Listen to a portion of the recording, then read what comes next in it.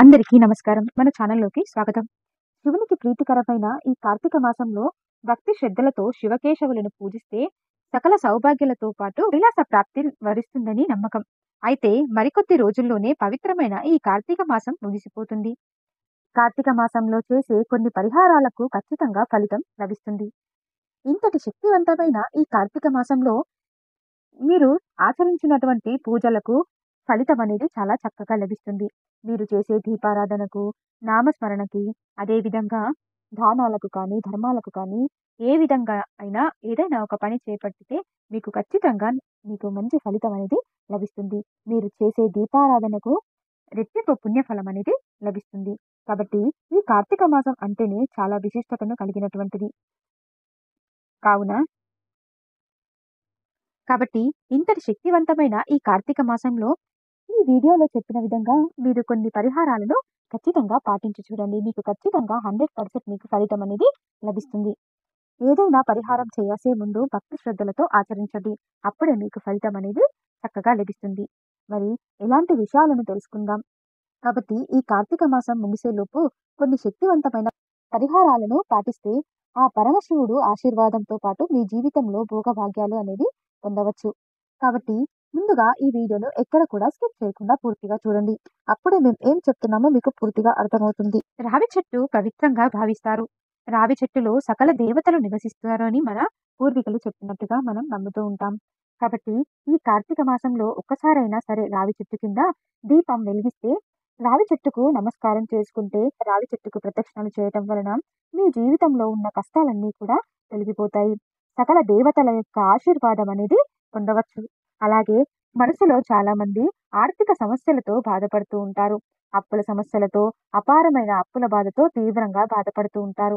కాబట్టి ఈ కార్తీక మాసంలో ఒక్కసారైనా సరే ఉసిరి చెట్టు కింద నెయ్యి దీపాన్ని వెలిగించి ఉసిరి చెట్టుకు 5 ప్రదక్షిణలు చేయడం వలన మీ ఇంటికున్న దురదృష్టి అనేది తొలగిపోయి ఇంట్లో లక్ష్మీదేవి అడుగు పెడుతుంది. మీ ఇంట్లో పేదరికం అనేది తొలగిపోతుంది. ఆ అమ్మవారి యొక్క అనుగ్రహం, ఐశ్వర్యం అనేది ప్రాప్తిస్తుంది. కాబట్టి విశేషంగా ఈ నెలలో ఖచ్చితంగా ఒక్కసారి అయినా మీరు ఉసిరి చెట్టు కింద దీపారాధన చేసి ఉసిరి చెట్టు కింద భోజనాన్ని చేసే ప్రయత్నాన్ని చూడండి. మీకు ఖచ్చితంగా ఫలితం అనేది మంచిగా లభిస్తుంది. అదేవిధంగా కార్తీక మాసం నెల రోజుల పాటు ఆ పరమశివుడు పార్వతితో కలిసి సమేతంగా శివాలయంలో ఉంటాడంట. కాబట్టి కార్తీక మాసంలో శివాలయం వెళ్ళినప్పుడు ధ్వజస్తంభం దగ్గర ఒక దీపాన్ని వెలిగించి ఆ శివయ్య యొక్క సంపూర్ణ అనుగ్రహం అనేది లభిస్తుంది. శివాలయంలోకి అడుగుపెట్టిన తర్వాత ముందుగా ధ్వజస్తంభానికి నమస్కారం చేసుకోవడం, నందీశ్వరునికి నమస్కారం చేసి ఆ శివునికి దర్శనాన్ని చేసుకోవాలి. శివుని దర్శించుకుని బయటకు వచ్చిన తర్వాత ఎట్టి పరిస్థితుల్లోనూ నమస్కారం చేయకూడదు. ఇలా చేస్తే శివుని దర్శించుకున్న పుణ్యఫలం అనేది లభించదు. అలాగే గోపురంలో ముక్కోటి దేవతలు నివసిస్తారు. కాబట్టి అంతటి శక్తివంతమైన ఆ గోపురానికి ఈ కార్తీక మాసంలో శివాలయానికి వెళ్ళినప్పుడు ఆ శివాలయంలో ఉన్న గోపురానికి చక్కగా నమస్కారం చేసుకుంటూ మీ మనసులో ఉన్న కోరికను చక్కగా ఆ స్వామివారికి చెప్పుకోండి. అదేవిధంగా ఓం నమః శివాయ అనే మంత్రాన్ని జపిస్తే మీరు ఈ మంత్రాన్ని 3 సార్లు జపిస్తే మీరు ఏది కోరుకున్నా సరే అది ఖచ్చితంగా నెరవేరుతుంది. మనకి ఈ కార్తీక మాసంలో మనకి చివరి సోమవారం రాబోతుంది. కావున ఆ చివరి సోమవారం అంటే కార్తీక మాసం సోమవారానికి చాలా శక్తి అనేది, విశిష్టత అనేది కలిగి ఉంటుంది. కాబట్టి శివునికి ప్రీతికరమైన కార్తీక సోమవారం నాడు ప్రతి ఒక్కరూ శివాలయానికి వెళ్ళి 365 వత్తులతో దీపాన్ని వెలిగించాలి. అలాగే నదులలో దీపాలు వదిలితే మీ కుటుంబానికి సిరి సంపదలు ప్రాప్తిస్తాయి. మీ మనసులో ఉన్న కోరికలు ఏవైనా సరే అవి నెరవేరాలి అంటే ఈ చివరి కార్తీక సోమవారం రోజు ఇంట్లో పూజ చేసి ఉపవాసం ఉండి అదేవిధంగా మీ మనసులో ఉన్న కోరికలు త్వరగా నెరవేరాలని ఉసిరిని లక్ష్మీదేవి స్వరూపంగా భావిస్తారు. కాబట్టి ఈ కార్తీక మాసంలో ఉసిరి దీపానికి చాలా ప్రాముఖ్యత అనేది కలిగి ఉంది. కాబట్టి ఉసిరి దీపాన్ని పెట్టేటప్పుడు నేలపైన ఉసిరి దీపాన్ని పెట్టకూడదు. ఉసిరికాయలను అలాగే నేలపైన పెట్టకూడదు. ఒక తమలపాకు వేసి దానిపైన పసుపు, కుంకుమ, అక్షంతలు అలాగే పువ్వులతో చక్కగా అలంకరించి దానిపైన ఉసిరి దీపాన్ని వెలిగించాలి. ఇలా చేయటం వలన కార్తీక మాసంలో ఉసిరి దీపం వెలిగించిన వారికి లక్ష్మీదేవి అనుగ్రహంతో అఖండ ధనయోగం అనేది ప్రాప్తిస్తుంది. అదేవిధంగా ఓం నమః శివాయ అనే ఈ మంత్రానికి ఎంతో గొప్ప శక్తి ఉంటుంది. కాబట్టి ఈ కార్తీక మాసంలో ఉదయం స్నానం చేసిన తర్వాత మీ పూజ గదిని చక్కగా శుభ్రం చేసుకొని మీ పూజ గదిలో కూర్చొని ఓం నమఃశివాయ అనే మంత్రాన్ని 108 సార్లు జపిస్తే మీ జీవితంలో ఉన్న కష్టాలన్నీ కూడా తొలగిపోతాయి. శివుని అనుగ్రహం లభిస్తుంది. ఈ మంత్రానికి చాలా శక్తి ఉంటుంది కాబట్టి ఈ కార్తీక మాసంలో ఈ శ్రీ యంత్రాన్ని మీ ఇంటికి తెచ్చుకొని మీ పూజ గదిలో పెట్టుకొని పూజను ఆచరించండి. ఇలా చేయటం వలన మీ ఇంటి సంపద క్రమక్రమంగా పెరుగుతుంది. త్వరలోనే మీరు ధనవంతులవుతారు. అలాగే ఈ కార్తీక మాసంలో లక్ష్మి అష్టోత్తరం పారాయణం చేస్తే మీ జీవితంలో ఉన్న ఆర్థిక సమస్యలన్నీ కూడా తొలగిపోతాయి. మీ సంపద పెరుగుతుంది.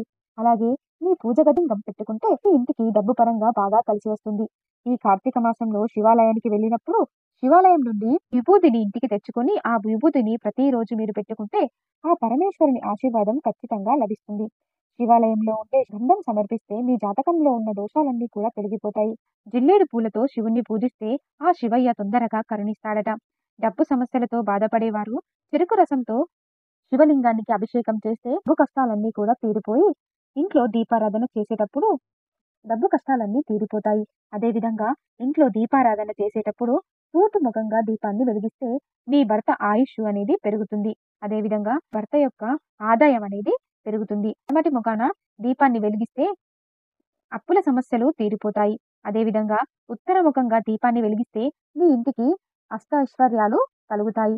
కాబట్టి కార్తీక మాసంలో స్త్రీలు తులసి పూజ చేసేటప్పుడు తులసి దగ్గర దీపం వెలిగించి తులసి పైన పసుపు కుంకుమ అక్షంతలను వేసి నమస్కారం చేసి స్త్రీలకు 5వ తనాన్ని కలిగించమని ఆ అమ్మవారిని చక్కగా కోరుకోండి.